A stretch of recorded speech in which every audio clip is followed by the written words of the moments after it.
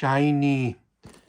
Before I say anything else, I need to say a big thank you to my mum and dad for purchasing me my Walksnail goggles. I have finally joined the HD FPV revolution.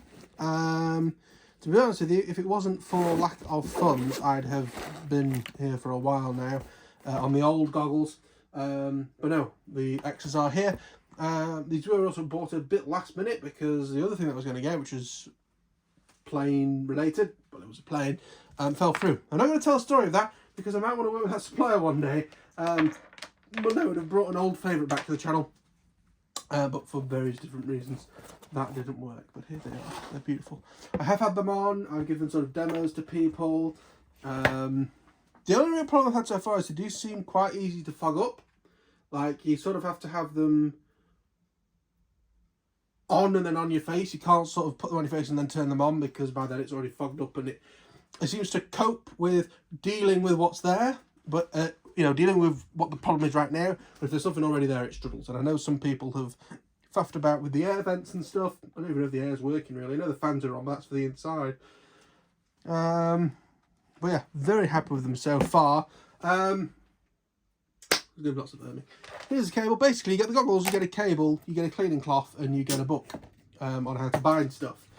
And that's about it.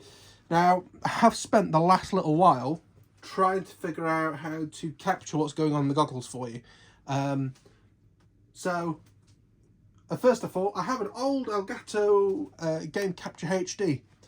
That'll do 1080p, 60 FPS pass-through, but 30 FPS recording. And this is going to be set to 100 FPS where possible, if not 60.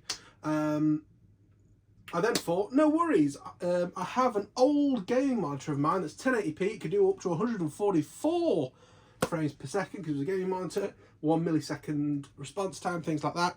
The problem is that's an 11-year-old monitor, and it's kind of sad that it just sits there and is basically my testing monitor. But it's still perfectly good. I just got a higher resolution monitor that works on DisplayPort. But otherwise it's the same. It's slightly larger, 27 instead of 24. The problem is, because of how old it is, it's actually just turned 11 years old. It was December 2012 it was made. The problem with that is the 144Hz 1080p is only via dual link DVI.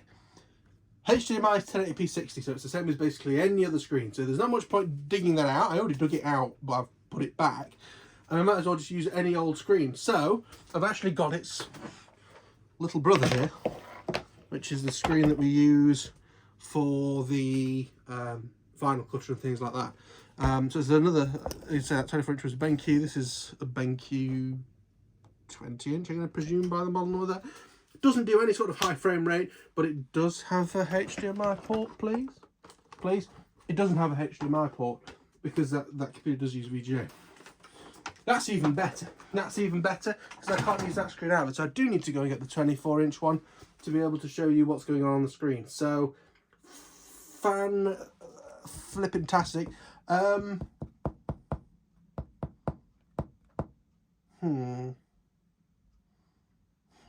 do I try and run the Elgato? We'll see. Anyway, let me show you what else I got.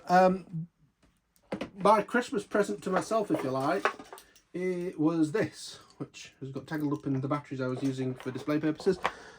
It is the Walksnail, or the Carex Avatar, or whatever it's called.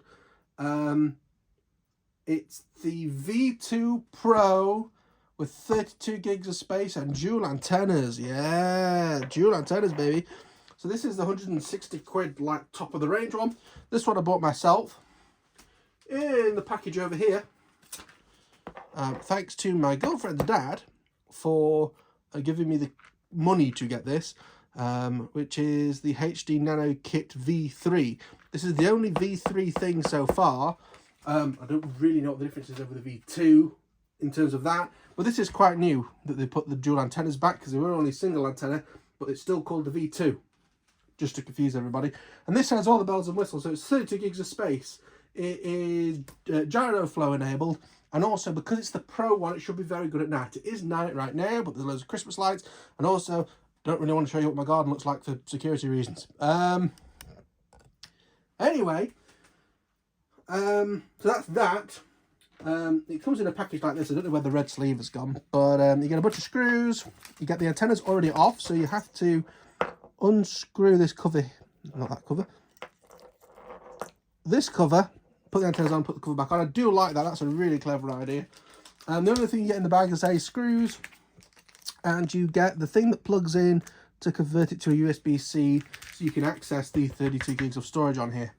Now, for demo purposes, what I did do was solder on a couple of wires, and then to an XT60, which is just on the positive and negative wire, and these other two wires are your transmit and receive wires. And that was just so I get it powered on, get it looking how I want to. Binding or pairing the two are super easy on the goggles. This isn't like a full overview of the goggles. Painless 360s you want for that. Press that in with a pen, although it does need to be a clicky pen, because if you want to actually push it in with a pen, you've got to have it like all the way out, not just in and locked. That's a poor example, but you know what I mean. A pin or an Allen key is probably better. Basically press and hold it until it starts beeping. You then turn this on and you press and hold the button on the side until the light goes off, because it'll be blinking when it can't find anything. And then voila, it's paired. And what's incredibly amazing, this and this have different firmware and they work. iNav developers, take note. The fact that your fucking horrible configurator only works with like one version of iNav is a pain in the arse. Because not only is it just a pain in the arse to work with on the bench, you get your new plane, you go, oh, I'll put the latest version of iNav on. You then go back to an older plane and you've got to either upgrade it or you've got to downgrade the thingy, you know, the software. It's a nightmare. Even worse when you're in the middle of a field and there's no internet connection to do any downloading or anything. I've tried my best to keep different versions of it on there, but it's a nightmare. If I could code, I would write a launcher for iNav that basically says, what version of iNav do you want? You click it and it loads up that version of the configurator. The fact the newer version of the configurator will not work with older versions of the software is ridiculous. And the fact that there's no easy way built in to do that is a nightmare. So build a launcher that lets you choose which version of iNav you want to put on. And even better, make it so you can plug a flight controller in, and from the dump file that it can run automatically, find out what version you need and recommend it to somebody. Even better. Because it's alright if you're someone that has 4. Even for them it'd be a nightmare if you had 4 machines. For someone that has a lot, absolute pain in the arse. Slightly rant about something not to do with Walksnail over. So yeah, I just had with me a couple of 4-cell batteries. So this system, again, will work up to 22 volts, but they do recommend if you're using 6S to put a capacitor in it. It does also come with a handy-dandy card on how to pair it and all the different sort of settings for Betaflight, which I presume is the same in iNav, because I'll probably never use Betaflight on these. So yeah, it does work with different firmware. It will just nag you all the time, so we are going to upgrade this and this to the latest thing. As I say, I also got this. So this, because I bought these and had people send me the money or whatever. So these are 450 quid from Hobby RC. I used the 5% discount, but then paid for some faster shipping, so it roughly cost me about 440 quid delivered. These were from Unmanned Tech. So again, this was about 159. This retails for 109, but they had a code that if you used Avatar 10, gave you 10 quid off. So that was £99 for the V3 kit. Now, the V3 kit can only do up to 13 volts. That's either 3S. Actually, a fully charged 3S might be a problem. But a flight controller with 12 volts out is basically what you're going to be using this on. Also, V2S, I guess you could use it on. So that's that. Single antenna. Can only do 1080p 60 and only has 8 gigs of storage. Now, on the Unmanned Tech Shop website at the same time, they actually had the very original air units. Now, what could that do? So that can do more volts. That can do the full 22 volts. It has the same 1080p 60 FPS available. It's 2 antennas, not the single one. It's 16x9, not 4x3, so it's up to you if you like that or not. It had... I believe it had the full... How much space does this have? I've got... Can I scrape this off? Oh no, that's just the address. Can this do... Can the V3 kit... Where's my laptop? Can the I can't remember if the V3 can do... Or what the storage space is on the V3. Let me have a look. Walksnail V3. Any shop will do, I just want the specs. Unmanned Tech, where I got it from. Is that just the camera? That's just the camera. Thank you very much. Drone Authority. Let's have a look. Oh, you can get it with smaller and longer length wires. That's interesting. So yeah, so this has 32 gigs of storage, the same as that. There's one that they have on their website, I believe only had 8. Wait, is that right? No, Kit V3. We'll see. I think, yeah, it was only 8 gigs of space. And neither of these can do gyro flow. This is limited to 500 milliwatts, where this other stuff can do a lot more. But yeah, but that was £89 instead of £99 against the original Walksnail kit. I decided to sort of stay with the most recent up-to-date stuff. Something that does concern me is obviously at some point in 2024 they're releasing a new system. They have made it so that you can put in the different receiver, but it isn't as easy as the old analog stuff where you could just pop one receiver out and put another one in. You do have to sort of crack the cover off and do some screws, blah, blah, blah, to get it to work. So it's not like you can swap between the two. Hopefully, Walksnail will be sensible enough to make sure that the old stuff still works. But if not, I wanted the latest stuff as possible in case there are some sort of disparity. And also, I don't want to get too much of this equipment. I'm certainly not going to be swapping all my models to it. I might swap some favourites, but it's going to be like a lot of my stuff when I've swapped from Easy UHF to Crossfire, stuff like that. You know, it's sort of move along as we move along and don't rapidly upgrade stuff, mostly because I don't have the cash. One thing I will say is, you know how I was praising these for working with mismatched firmware? It would be nice if it could do the same thing that Crossfire does, where you bind it and it says, do you want to update? And you update it and off it goes. Because I've put a 256 gig SD card in the bottom of here. So I've got plenty of room for you to stick some firmware files on, and then it can just blast it over, you know, if they can do it via 900 meg, I'm sure they can do it over 5.8 gigahertz. But maybe a future update. We'll see. Let's open this. This is for the T1 Ranger, which hopefully you've watched the unboxing and overview of. A long video, but I did go through all of the information. I can get rid of that now. So yes, I've not seen in this. So again, lovely little drawstring doodah.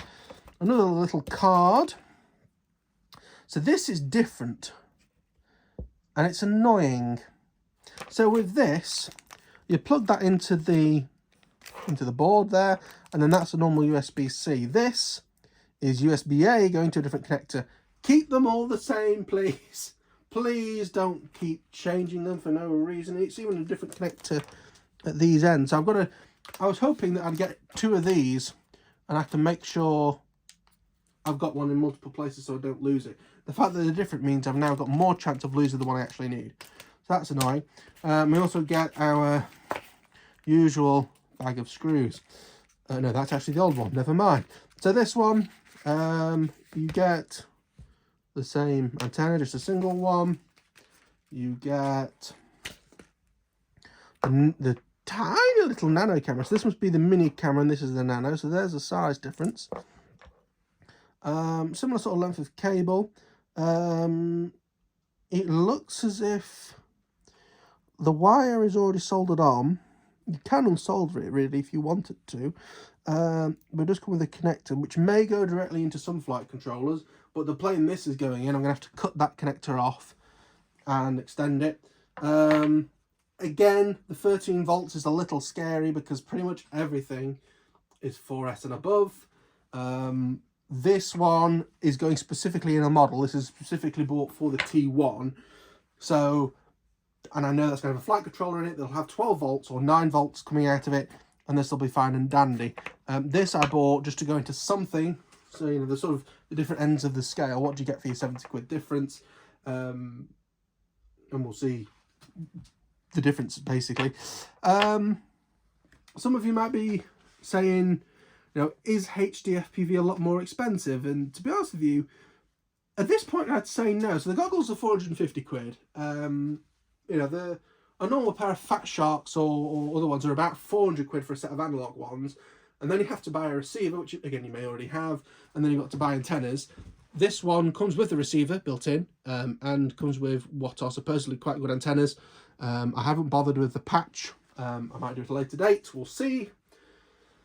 And then for the planes, you know, you're probably spending 30 quid on a camera, 20 to 30 quid on a video transmitter, and £10, usually a little bit less than that, on the aerial. So what's that? That's 60, 70 quid. And then you can get this for 90 quid, so 20 quid more. Or, you know, this is sort of another £90 more.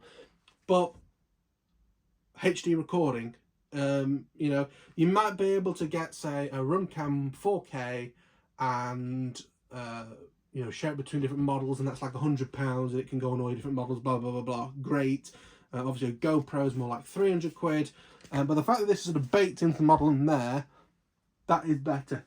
It is a shame. I can see what it is a better system doing it the way they've done it, but it is a shame that there isn't an SD card you could take out. It means that either I've got to have this removable or have a hole for this to plug in. And again, it's annoying that the different types, you know, standardize, please.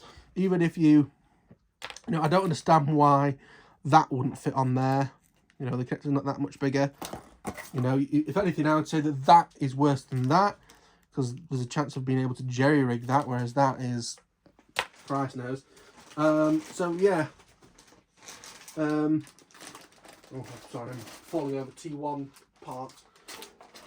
So yeah, if you can standardise, please, Walksnail, that would be great. So what are we going to do with the rest of this video? Because I've done a load of yapping. And in fact, I might even split this off. But what we need to do next is we need to get... I'm going to ignore this one for now. That one... because I believe I need to power it up. Let's have a look at the little thing. Do I need to power it up to be able to upgrade it? UART connection, linking.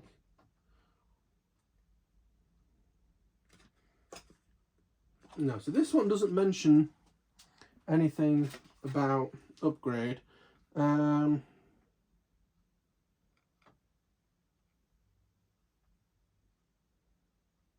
But it does need a power supply for the 12-volt one, so I presume it's going to be the same. Which means that I can't do this one yet until it's soldered up or I decide what I'm doing with it. This one we can upgrade. So I'll get these two upgraded. I'll get the firmware files saved both on the laptop and on my little server that I've got. So I've got them. So I'm going to try and keep them all the same. Even if they disappear off the website, I've got them. So we need to fire that up. I also want to see if I could try and get a picture out of this. The DVR is going to be good, but for on the bench, there are different options. Yes. Oh, there's a lens cap in here. Let me put that on here. So yeah, let's see if I can get a video out. I might need to knock this down from 100 FPS to 60 FPS to get it to work, but we'll see. And then we'll see how hard it is to update the firmware. But that'll be a different video, I've decided, because this I've rattled on far too long, and the T1 Ranger was massively long as well. So I'll call this one here. Next week we'll have a go at upgrading the firmware for the first time. Whoops. And see how that goes on, because that could be a massive disaster. Has this got a button? Yes, it has. So yeah, it looks like they've all got bind buttons. The fact that in, you know, 1.5 decades, 2 decades, no, it'll be about 1.5 decades, coming up on 2 though very quickly, that we've had 2.4 and Spectrum still use a bind block. I don't get it. But anyway, that's that. I'm going to put the nano kit in the bag with all the stuff for the T1, because that's what that's for. And I do have a model upstairs. It is a copy of a Bixel. I believe it's a Skywalker X7 or Skyhunter X7 or something like that from XUV. They're the people who do the Talon. I believe it has been unboxed on the channel, because when it was delivered it was quite smashed to bits. The box was. Luckily, everything inside looks alright. So we might build that. But again, I'm meant to be downsizing the fleet. So if I'm building 2 models, I need to get rid of at least 2. The Dart 250 is going. I need to think about getting these, whatever the second one's going to be, to try and clear some space and sort stuff out. Or maybe when I go in the shed, I'll go, oh, that might be a good candidate instead. We'll have to see. I know I've got a Bix 3 that I never finished down there. But that's got an FY, or design, or I'm going to try and put the FY51 in it. Yeah, we'll see. We'll see what we're going to do with them. Because also, I kind of want something I can chuck about near a tree as well. It's probably not best to have the most expensive kit in, but more than likely when I buy a nice model that I want to put this in, or upgrade, maybe something like the White Shark to HD FPV, I'll take it out and I'll put another one of these cheapo, or at least the cheapest that do the full range of volts, because I'm sure at some point, if I just have one kicking about and it's one of the 13 volt ones, I'm going to pop it. So yes, next video might be a little bit short, but we are going to have a go at upgrading the firmware. And yes, I'll see you then. See you in the next one. Bye bye. Remember to like, comment and subscribe, because I'm terrible at remembering to say that at the end of videos. So yeah, subscribe for more. Have any questions, feedback, anything like that, shout it, write it down below. And I'll see you all in the next one. Bye bye.